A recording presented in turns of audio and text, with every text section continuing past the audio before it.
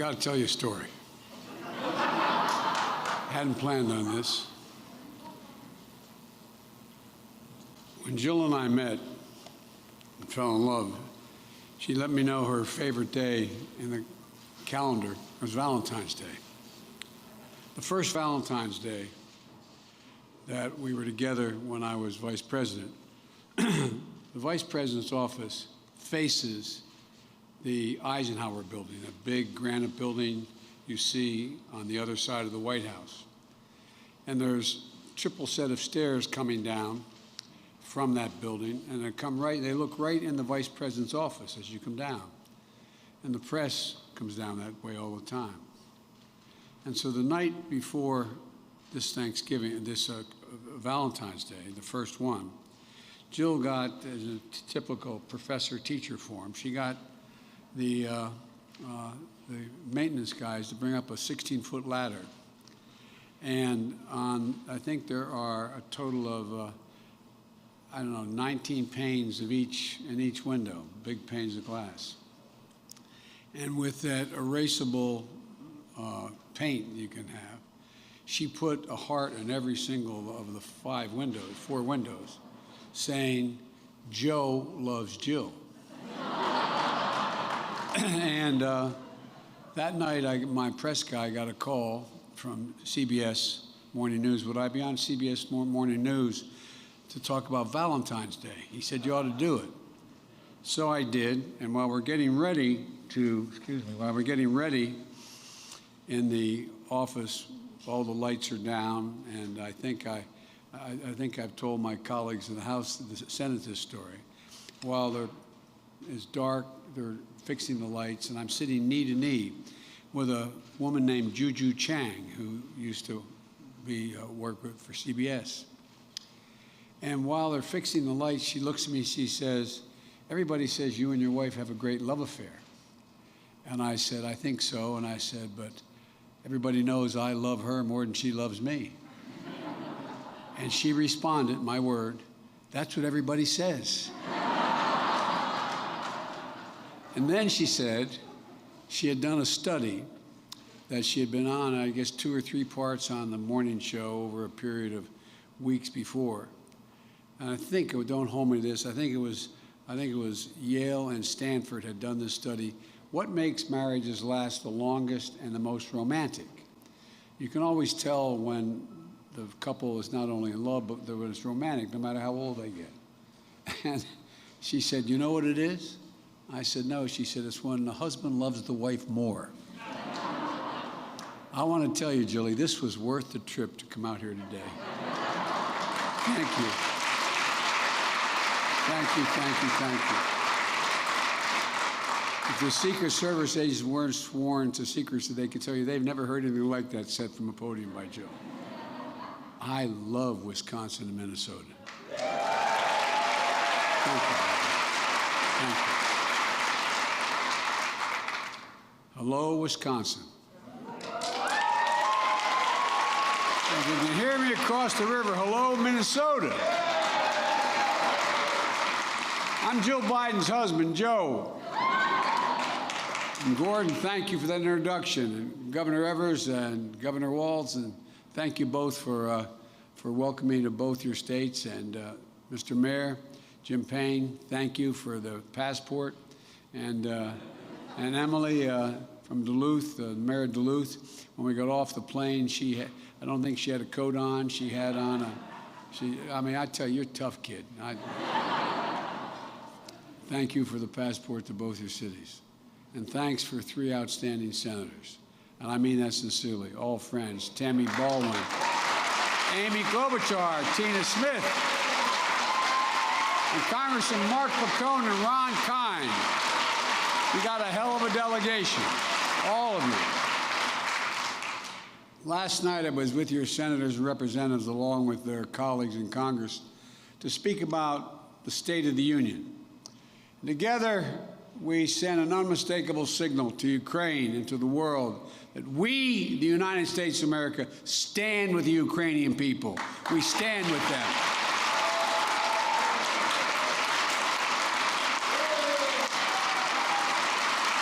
And Vladimir Putin Vladimir Putin's latest attack on Ukraine is premeditated and unprovoked. He's rejected repeated efforts at diplomacy.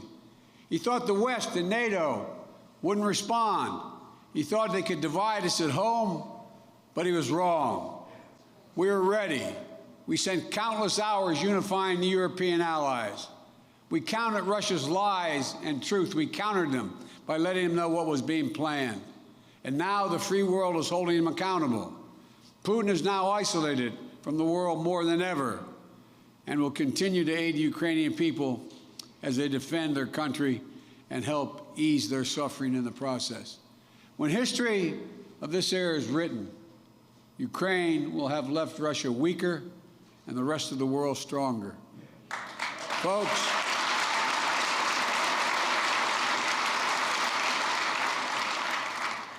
they're amazing. They're amazing people. You see those scenes. I've been to Ukraine. I've spoken to the Rada. I've spent much time there over the years. They're amazing people. And we're growing stronger at home as well. As I said last night, there is no greater testament to the grit and resilience of the American people than the progress you've all made in the middle of a pandemic. Thanks to the American Rescue Plan, we lifted the country out of crisis, created 6.5 million jobs, more jobs than any American has ever created in a single year. Our economy grew. Our economy grew at 5.7%, the strongest growth in 40 years. And Vice President Harris and I, we ran for office with a new economic vision for America.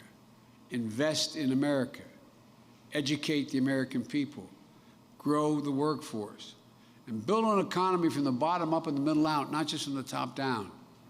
Because we know that when the middle class grows, the poor have a way up and the wealthy do very, very well. Everyone does fine.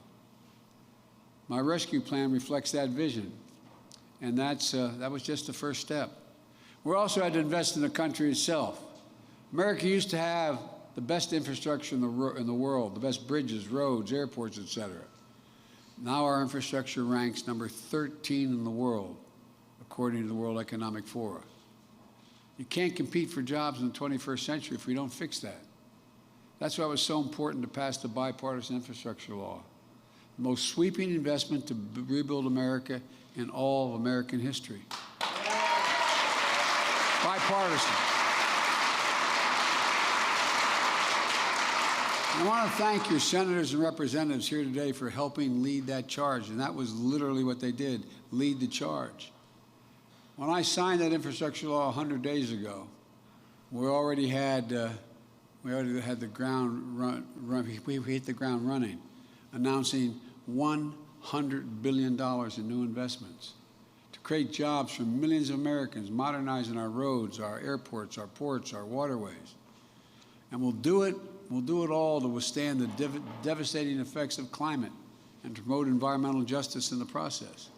You know, we're building a national network of 500,000 electric vehicle charging stations so Americans can own electric cars, reduce pollution, and lead the way to clean energy future.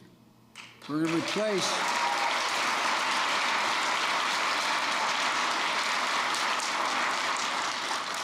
that legislation is going to allow us to replace all the lead pipes in this country so every child can turn on a faucet at home or in school and drink clean water.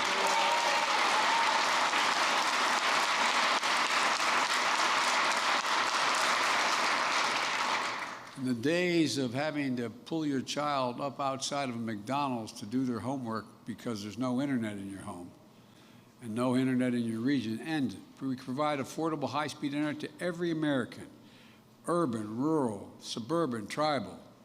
And that's big for rural communities. It helps farmers engage in precision agriculture, knowing when they should sell their products, and so much more. As I've announced last night, this year we're going to start fixing 65,000 miles of highway and 1,500 bridges in disrepair. Your governor is going to use some of that funding for this law to modernize one of the most important bridges in this region, the one you look out the window and see here. Look, the Blatnick Bridge, you all know this bridge well. It's a bridge that connects our cities and your cities and your state. A bridge that carries people to work and carries goods out of your port. You know, when the Husky Oil Refinery exploded in Superior back in 2018, this bridge was one that many of you took to get your families to safety. And you know it matters. But you may not know, as was mentioned earlier, the bridge is 61 years old and at the end of its useful life. The corrosion over the years has lowered the weight it can sustain and safely handle. And by the way, I wasn't long ago, you may have seen in all the news clips, I was in Pittsburgh. I arrived in Pittsburgh a little early, but thank God we arrived when we did, because just 2 hours earlier, a bridge that is as high off the ground as this bridge collapsed completely. Completely. You should have seen it. It was astounding to look at, for the same reasons this bridge is in trouble. And guess what? Thank God there were only a few vehicles on the bridge. No one was killed. You should have seen it. It was astounding how no one died. Had it occurred just 3 hours later, you would have had all those school buses, all those children, all the thousands of people across that bridge. There's so many bridges this is the United States of America, for God's sake. So many bridges in a similar condition. And this bridge also has outdated design. Tight curves led to higher than average crash rates on this bridge. The bridge isn't alone. There are 979 bridges in Wisconsin, 661 bridges in Minnesota in poor condition, along with nearly 7,000 miles of highway between your two states that need repair. And now, after years of talking about infrastructure, we're finally getting it done. Finally. And by the way, instead of Infrastructure Week, we're going to have an Infrastructure Decade. Decade. Look.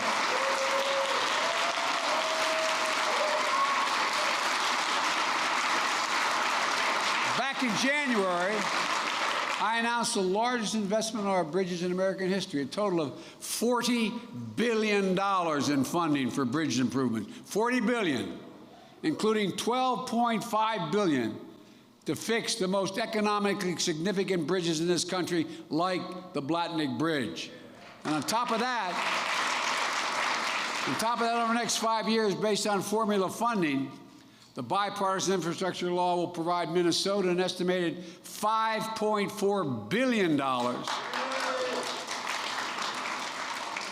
and Wisconsin $5.4 billion for highways and bridges. We sure don't want you to miss any of the Vikings-Packer games. Oh, man, you guys talk to one another? Well, we don't much in Philadelphia and Pittsburgh, but that's a different story. In addition, even more funding is available for the states through competitive programs. So I believe your governor are going to put their heads together and secure the funding they need to finally get this done. Putting hard-working Americans on the job, rebuilding this bridge with U.S. steel, keeping commerce flowing freely, and keeping families in Superior and Duluth safer and better connected. But this legislation is about much more than the bridge, or the bridges. It's about opportunity. Opportunity across the region and across the country. Investing in your port, your airports, and more. This isn't just about bridges and highways. It goes much beyond that. And I'm here at the intersection of all of these things. Your airport, your ports, the river, the lake, the bridges, the highways. It's also about the historic investments we're making in the Great Lakes. I don't have to tell anyone here. I went to school and I grew up on not grew up, but I lifeguarded on one of the Great Lakes on Syracuse, New York. The Great Lakes provide drinking water for 41 million people. They support more than 1.3 million jobs. And 2 weeks ago, I visited Lorain, Ohio. And I announced an investment, something we've been promising a long time, all the places that have to be repaired, both in Canada and in the United States. But I announced $1 billion from the bipartisan infrastructure law, accelerating cleanup of sites where polluted waters and wastewater treatments have given the Great Lakes and put them at great risk, including the St. Louis River, which flows between your states. One study found that for every dollar spending cleaning up the Great Lakes, we generate $3 to $4 in economic benefit. It's a good investment, and it's badly needed. There's more fresh water in these lakes than any other single place in the whole world. Folks,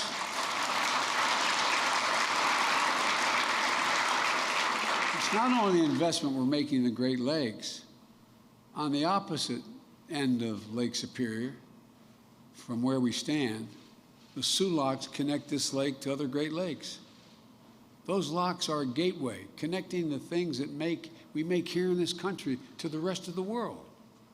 7,000 vessels and 90% of America's iron ore move through those locks every year. That ore makes nearly all the high-strength steel that goes into American-made cars and appliances. In January, I announced nearly $500 million to upgrade the Soo Locks, moving goods faster while reducing costs, creating a hell of a lot of jobs and maintaining them. We're also doubling the investment we're making in our ports, including the Port of Duluth Superior, which was awarded an $8.4 million grant to make critical improvements.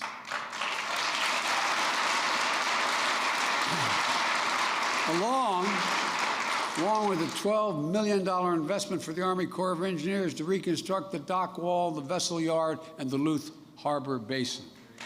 Look, these investments will help fortify our port while strengthening the local economy.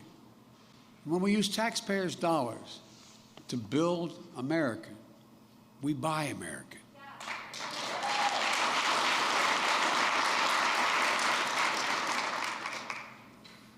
For a long, long time, since the 30s, there's been a law saying when a president of the United States spends taxpayers' dollars on American projects, whether there's an aircraft carrier or railings in a public building, when they buy those products, they should buy American. But there's been an exception in the law up to now. It says that if, in fact, the product is not immediately available in the United States, they can buy it abroad. The federal government spends about $600 billion a year to keep this country safe and secure. And that law has been on the books, I said, for almost a century. Taxpayers' dollars. But guess what? In my administration, the entirety of it, from beginning to end, has to be built and made in America to be used. Not a joke. We're actually doing it. We will buy American to make sure everything from the deck of an aircraft carrier to the steel on the bridge is made in America. Look around the country. American manufacturing is coming back. Once again, we're seeing the pride that comes with stamping products made in America. Companies are choosing to build their new factories here, when just a few years ago they would have built abroad. Ohio Senator Sherrod Brown, as my Senate colleagues will tell you, he had a great saying when we announced what was happening in Ohio, I should say. He said, "It's time to bury the label Rust Belt." Well, that's what we're doing. As I said last night, Intel is building a $20 billion semiconductor megasite just outside of Columbus, Ohio. Up to 8 state-of-the-art factories in one place. And by the way, the people going to be working in those factories, you know what he told me their average pay is going to be? $135,000 a year. 10,000 jobs, and most of them union jobs.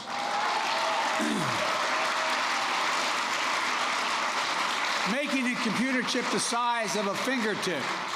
The power of the world in our everyday lives, smartphones, the internet, technology that doesn't even exist today. And if Congress passes the Bipartisan Innovation Act that's on their desk now, Intel is ready to increase their investment from $20 billion to $100 billion. Intel alone. Ford has invested $11 billion to build electric vehicles, creating 11,000 new good-paying jobs across the country.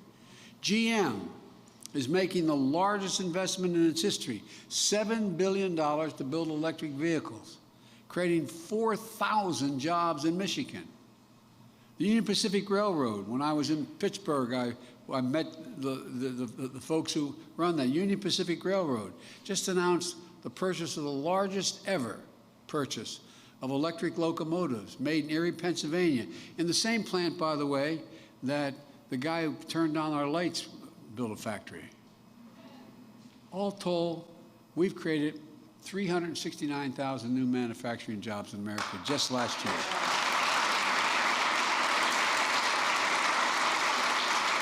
Don't tell me we can't be a manufacturing center again. We can. We have to keep this story going. But we know that despite this historic recovery, too many families are still struggling with higher costs. I get it. Our top priority must be getting prices under control. Look, our economy roared back faster than most predicted, but the pandemic meant businesses had a hard time hiring enough help to keep their workers in the production. The reason why the cost of housing went up and new housing is because no one was there to make sure they had the 2x4s to be built, to build the homes, because people weren't in the factories. And because people were making a lot more money than before, there was a lot of cash at hand, and they did not use that cash to go out to the restaurants or go on vacation. They used it for hard products. And the pandemic disrupted global supply chains. When factories close, it takes longer for goods to get from the warehouse to the stores, and prices go up. Look at cars. Last year, there weren't enough semiconductors to make all the cars people wanted to buy. They had the money to buy them. But there weren't literally enough cars, because we invented those chips when we went to the moon, but we didn't make them anymore. They're made in the rest of the world. So prices went way up. 1/3 of the reason for inflation was the cost of these additional cost of automobiles. So we have a choice. One way to fight inflation is to drive down wages and make Americans poorer.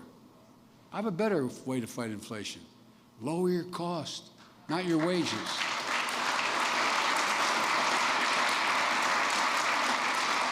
We're going to make more cars and semiconductors in America, more infrastructure and innovation in America, more goods moving faster and cheaper in America, more jobs that you can earn a living, a good living by here in America. Instead of relying on foreign supply chains, let's make it in America again.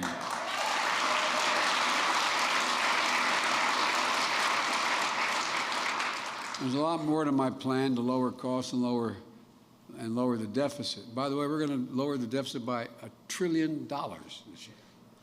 These guys talk about how they always are worried about us spending. We're lowering the deficit. No one's ever done that. But look, I've kept you long enough. There's a lot more I'm inclined to say, and I don't want to get going. I don't want to get wound up here. But let me close with this. Look, I am truly more optimistic about America today than I've ever been. I really mean it. We're on a path to win the economic competition of the 21st century that we face with the rest of the world. I told Xi Jinping, who I'm told I've met with more than any other world leader, that it's never been a good bet to bet against the American people, never. Given half a chance, they've never, ever, ever, ever let the country down. We're the only nation that has always turned every crisis we've faced into an opportunity. No other nation you can name has gone through a terrible circumstance and come out at the other end worse off than they were before the circumstance occurred. We're stronger today than we were a year ago. And we're going to be stronger a year from now than we are today. So let's keep building. Let's continue to give families a fighting chance. And let's meet this moment together. Folks, one last thing I'd like to say to you. The other reason why I'm so optimistic is because of the younger generation. You know, we are a country that is very diverse. And for the longest time, and we still have some serious resistance to diversity in this country. But guess what? The younger generation doesn't feel that. The generation that goes to this university, the generation that's in high school and up through age 30, look at them. Look at how they interact with one another. They make no distinctions based on race. They make no distinctions based on gender.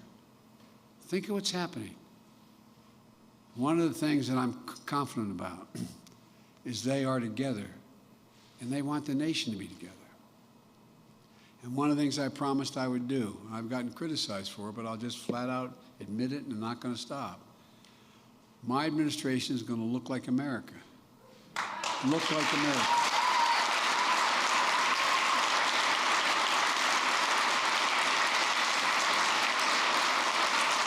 For example, in my administration, we have more women than we have men. A little bit. That's because all the women in my life are smarter than I am. We also have the greatest diversity we've ever had. Look, folks, there truly is nothing beyond our capacity. There really isn't. We're the most unique nation in the history of the world, and that we're the only nation built on an idea, not geography, not built on the notion of race or religion or ethnicity. None of that fits the description of the United States. Built on an idea that we hold these truths to be self-evident, that all women and men are created equal, endowed by their Creator with certain inalienable rights, life, liberty, the pursuit of happiness. We've never lived up to it. We've never walked away from it. And every generation has moved that dial closer and closer and closer. And we badly need it now in a world that is so close. Look, folks, your kids are going to see more change in the next 10 years than we've seen in the last 50 because of the changes in technology and so much more. We've got to be ready. America's always been ahead of the curve because we do hold these truths to be self-evident. Again, we're not perfect, we're not even close, but we never have walked away. And Vladimir Putin was counting on being able to split up the United States. Look, how would you feel if you saw crowds storm and break down the doors of the British Parliament, kill 5 cops, injure 145, or the German Bundestag, or the Italian Parliament? I think you'd wonder. Well, that's what the rest of the world saw. It's not who we are. And now we're proving, under pressure, that we are not that country. We're united. And folks, that's how we were able to make sure we kept Europe united and the free world united. A vote in the United Nations to condemn Putin. 141 countries voted to do that in the UN General Assembly. Several abstained. China abstained. Didn't vote with them, but abstained. India abstained. 7 countries abstained, I think it was the number. They're alone. And they did what they did, in my view. He did what he did because he thought he could split NATO, split Europe, and split the United States. We're going to demonstrate to the whole world, no one can split this country. Thank you all so very much. Thank you.